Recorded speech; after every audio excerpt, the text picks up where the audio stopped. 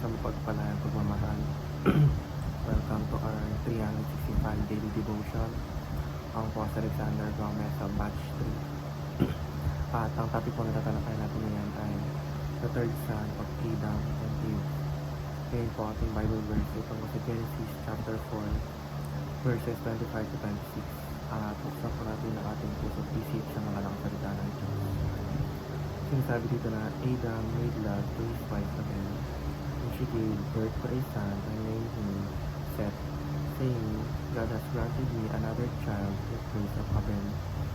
Since Cain killed him, Seth also had a son, and he named him Enosh. And that time, people began to call on the name of the Lord.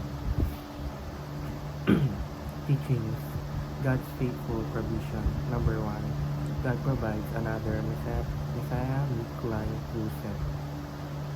Pinapakita sa verse na ito na kahit na wala si Abel dahil sa kasalanan at karasan ni Cain, hindi natigil ang plano ng Diyos. Ibinigay niya si Seth bilang kapalit ni Abel. Mahalaga si Seth dahil sa kanyang lahi na bumula ang linyan na magdadala sa Messiah, si Jesus. Ibig sabihin, kahit may pagkawala, sakit at kasalanan sa mundo, may kapalit at pagpapatuloy ang Diyos.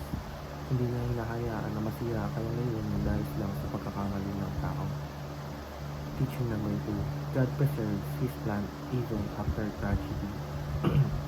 Ang pagkamatay ni Abel ay isang malaking trahedya para kina Adan at Eva. Pero sa gitna ng kanilang pagdadalamhati, nanatiling tapat ang Diyos. Hindi niya iniwan ang kanyang mga tao at hindi rin niya binago ang kanyang plano. Pinapakita nito na ang trahedya ay hindi katapusan ng kwento. Teaching number 3, God prepares an appointed time to fulfill His promise. Hindi agad dumating ang sagot ng Diyos. Dumating ito sa tamang panahon. Si Seth ay sinilang sa oras na alam ng Diyos na iyan ang nararapat. Dito natin makikita na hindi nagmamadali ang Diyos, ngunit hindi rin siya nauuli. Ang kanyang mga pangako ay natutupad ayon sa kanyang tinakdang oras, hindi ayon sa ating pagmamadali o kagustuhan. Application number 1, follow God's defined plan. Definite plan. Bilang mananampalataya, tinatawag tayong sumunod sa malinaw na plano ng Diyos.